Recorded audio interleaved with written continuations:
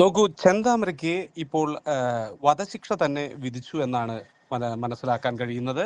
ആഹ് ഒരു ഇന്ത്യയിലെ ഏറ്റവും ക്രൂരമായ കുറ്റങ്ങൾ ചെയ്യുന്ന ഒരു അവസ്ഥയിൽ, കൊലപാതക കേസുകളിൽ തന്നെ ക്രൂരമായ കേസുകൾ ചെയ്യുന്നവർക്ക് കൊടുക്കാവുന്ന പരമാവധി ശിക്ഷ എന്ന രീതിയിൽ ഇതിൻ്റെ ഒരു നാൾ വഴികൾ നോക്കുകയാണെങ്കിൽ ക്രൂരതയിലെ അതിക്രൂരമായ രീതിയിൽ ഒരു സംഭവം നടന്നതിനെ അതിനെ അർഹിക്കുന്ന പരിഗണനയിൽ കേരളത്തിലെ പോലീസ് വീഴ്ച വരുത്താതെ കേസ് അന്വേഷണം നടത്തുന്നു.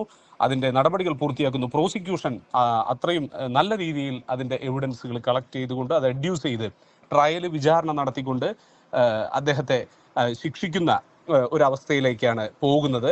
ഒരുപക്ഷെ ഒരു തരത്തിലും ഒരു റീഫോർമേഷൻ സാധ്യമാകില്ല എന്ന രീതിയിൽ ഇവിടെ പ്രതിഭാഗം പോലും സെന്റൻസ് പറയുന്നതിന് മുമ്പായിട്ട് കൺവിക്റ്റ് ആക്കി എന്ന് പറഞ്ഞുകൊണ്ട് പിന്നെ സെന്റൻസിന്റെ അപ്പോൾ ഹിയറിംഗ് നടക്കുന്ന സാഹചര്യത്തിൽ ഒരു റീഫോർമേഷനുള്ള ചാൻസ് ഉണ്ട് എന്ന് പറയുമ്പോൾ അതിനുള്ള സാധ്യതകൾ ഇല്ല എന്ന അസസ്മെന്റ് ട്രയൽ കോടതി എടുക്കുന്നതിന്റെ ഭാഗമായിട്ടാണ് ഇപ്പോൾ വധശിക്ഷ തന്നെ വരുന്നത്. പാലക്കാട് അഡീഷണൽ സെഷൻസ് കോടതിയാണ് ചെന്താമരയ്ക്ക് മരണം വരെ തൂക്കിലേറ്റാനുള്ള ശിക്ഷ വിധിച്ചിരിക്കുന്നത്. ഈ നെന്മാറയിലെ ഈ ഇരട്ട കൊലപാതകം വളരെ സെൻസേഷണൽ ആയിരുന്നു ആ കാലഘട്ടത്തിൽ. പെൺകുട്ടികൾ, കുഞ്ഞുങ്ങൾ വലിയ ഒരു അനിശ്ചിതത്വത്തിലേക്ക്, അവരുടെ ജീവിതത്തിലേക്ക് ഒറ്റപ്പെടുന്ന സാഹചര്യത്തിൽ മാതാപിതാക്കൾ കൊല്ലപ്പെടുന്ന ഒരു സാഹചര്യത്തിലേക്ക് ഇത് വരുന്നു. ഇവിടെ കൂട്ടി വായിക്കേണ്ട സംഗതി എന്ന് പറഞ്ഞാൽ 2019 ഒരു മർഡറും കൂടി ഇദ്ദേഹത്തിന്റെ ഭാഗമായിട്ട് ചെന്താമര ഒരു ഫാമിലിയെ ടാർഗറ്റ് ചെയ്തതെന്ന് നമുക്കറിയാം. അന്ന് അവിടുത്തെ പ്രദേശവാസിയായ സുധാകരൻ എന്നവരുടെ ഭാര്യ സജിതയെ കൊലപ്പെടുത്തുന്നത് അടുക്കളയിൽ വെച്ചാണ്.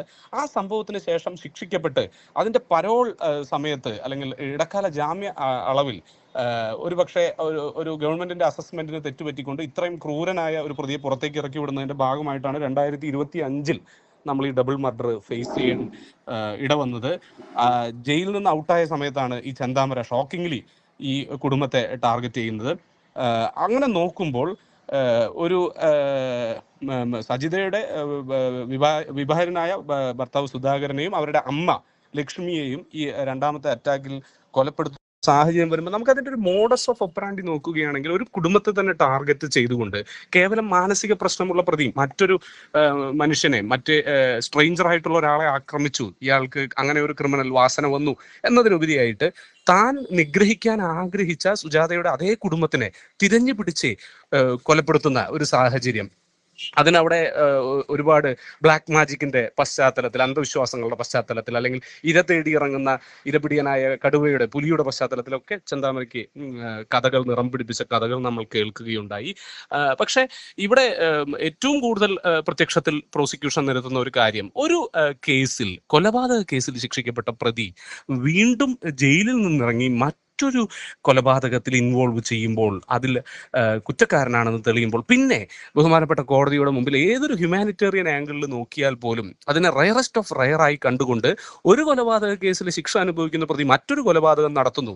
അത് ബ്രിട്ടീഷ് കാലഘട്ടം മുതലേ വളരെ ഗൗരവത്തിൽ നോക്കിക്കൊണ്ട്, നമുക്കറിയാം പണ്ട് നമ്മുടെ ഭരണഘടനാപരമായ മാറ്റങ്ങൾ കൊണ്ട് മാത്രമാണ് അതിലൊരു ചേഞ്ച് വന്നത്. അല്ലെങ്കിൽ ജയിലിനകത്ത് വീണ്ടും സഹതടവുകാരെ മറ്റും മർദ്ദിച്ച് കൊലപ്പെടുത്തുന്ന കൊലപാതക കേസുകളിൽ ശിക്ഷ അനുഭവിക്കുന്ന പ്രതികൾക്ക് പിന്നെ വധശിക്ഷ മാത്രമായിരുന്നു അന്ന് കാലഘട്ടത്തിൽ നിഷ്കർഷിച്ചിരുന്നത്.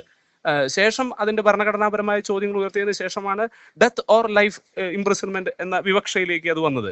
അപ്പോൾ ഇവിടെ രണ്ട് ഓപ്ഷൻസ്, ജീവപര്യന്തവും വധശിക്ഷയുണ്ടെങ്കിൽ തന്നെയും ആ ക്രിമിനൽ ജൂറിസ്പ്രുഡൻസിന്റെ പണ്ട് നിലനിന്നിരുന്ന കൊലപാതക കേസിൽ പ്രതിയായി ശിക്ഷ അനുഭവിക്കുന്ന ആൾ വീണ്ടും നടത്തുന്ന രണ്ടാമത്തെ കൊലപാതകത്തിന് വധശിക്ഷയിൽ കുറഞ്ഞ് മറ്റൊന്നും നൽകാൻ കഴിയില്ല എന്ന ഒരു വിവക്ഷ ഇവിടെ ബഹുമാനപ്പെട്ട 6th additional sessions judge Palakkad ഏറ്റെടുത്തിരിക്കുന്നു.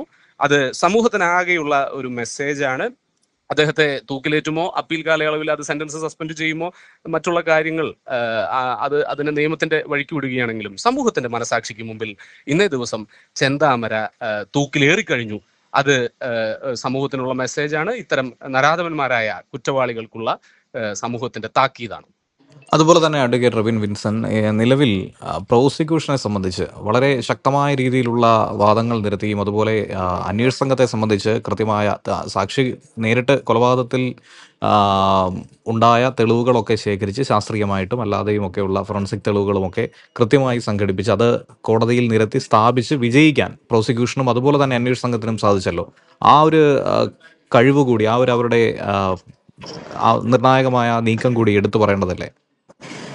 തീർച്ചയായും 2025 ഈ ഡബിൾ മർഡർ നടന്നതിന് ശേഷം, സുധാകരന്റെയും അമ്മ ലക്ഷ്മിയുടെയും മരണം നടന്നതിന് ശേഷം ഒരു പബ്ലിക് ക്രിറ്റിസിസം ഗവൺമെന്റിനെ അല്ലെങ്കിൽ പോലീസിംഗ് സംവിധാനത്തിനൊക്കെ നേരെ വരുന്നു. ഇതൊരു പക്ഷേ ഒഴിവാക്കപ്പെടേണ്ട ഒരു ക്രൈം ആയിരുന്നു. ഇദ്ദേഹത്തിന് പരോൾ അല്ലെങ്കിൽ ശിക്ഷാ കാലയളവിലെ ഇളവ് നൽകിക്കൊണ്ട് പുറത്തിറക്കിയതാണ് ഇതിന്റെയൊക്കെ ഒരു റൂട്ട് കോസ് എന്ന് പറയുന്നത്. എങ്കിലും ഈ ജൂലൈ 13 വരെ നീണ്ട വാദത്തിൽ, ജൂലൈ 13 കഴിഞ്ഞ ആഴ്ചയാണല്ലോ ഇദ്ദേഹം കുറ്റവാളിയാണ്, ശിക്ഷയ്ക്ക് വിധിക്കപ്പെടേണ്ട ആളാണെന്ന് കോർട്ട് ഗിൽറ്റി ആയിട്ട് ഫൗണ്ട് ചെയ്യുന്നത്. അങ്ങനെ ഈ ട്വിൻ മർഡർ കേസിൽ അത് വരുമ്പോൾ ഒരു റയറസ്റ്റ് ഓഫ് റയർ കാറ്റഗറി ആണെന്ന് തന്നെ നിസ്സംശയമാണ് പ്രോസിക്യൂട്ടർ ഇത് പറയുന്നത്. അദ്ദേഹത്തെ ആ സമയങ്ങളിൽ അടുത്തിടങ്ങളിൽ മുമ്പും പിൻപും ഈ മരണത്തിന് ശേഷം അതുപോലെ ഈ കൊലപാതകത്തിന് ഇരയായ വ്യക്തികളുടെ ലാസ്റ്റ് സീൻ തിയറം അവരെ അവസാനമായി കണ്ടതിന്റെ വെളിച്ചത്തിലും എല്ലാം നോക്കുമ്പോൾ ദൃക്സാക്ഷികളുടെയും ആ ചെയിൻ ഓഫ് എവിഡൻസിന്റെയും കൃത്യമായ ഒരു കൂട്ടിച്ചേർക്കലുകൾ ചന്താമരയ്ക്ക് എതിരെ കൊണ്ടുവരാൻ പോലീസിങ്ങിനെ പ്രോസിക്യൂഷന് കണ്ടു. അത് ഏറ്റവും വലിയ വിജയം, അഭിനന്ദനം അർഹിക്കുന്ന ഒരു ടീമാണ് പ്രോസിക്യൂഷന് വേണ്ടി അണിനിരന്ന് പ്രവർത്തിച്ചത് എന്ന് തന്നെ പറയേണ്ടി വരും. അക്കാര്യത്തിൽ കുറ്റമറ്റതായ ഒരു ശിക്ഷാവിധിയിലേക്ക് അല്ലെങ്കിൽ വിക്ടിമോളജിയുടെ അടിസ്ഥാനത്തിൽ ആ നിസ്സഹായരായ മക്കൾക്ക് കേവലം ജീവപര്യന്തത്തിലാണെങ്കിൽ അവർക്ക് ഒരു പക്ഷേ അതൊരു സാറ്റിസ്ഫാക്ഷൻ ഇത്രയും വലിയൊരു കൊലപാതക പരമ്പരയിലേക്ക് നയിച്ച ആ കുടുംബത്തിലേക്ക് വരില്ല. അത് അവരുടെയൊക്കെ മനസ്സിലെ കൺകളിലെ ഇദ്ദേഹം തൂക്ക് ശിക്ഷ ഏറ്റുവാങ്ങിയ ഒരു പ്രതീതിയിലേക്ക് കൊണ്ടുവരാൻ, ആ മനുഷ്യന്റെ മനസാക്ഷിക്ക് മരവിപ്പിൽ നിന്ന് അവരെ തിരിച്ചു കൊണ്ടുവരാൻ ഈ വിധി കൊണ്ട് സാധിക്കും. ഏറ്റവും പുതിയ വാർത്തകളും വിശേഷങ്ങളും വിരൽത്തുമ്പിലറിയാൻ സീ മലയാളം ന്യൂസ് എല്ലാ ഡിജിറ്റൽ പ്ലാറ്റ്ഫോമുകളിലും ലഭ്യം.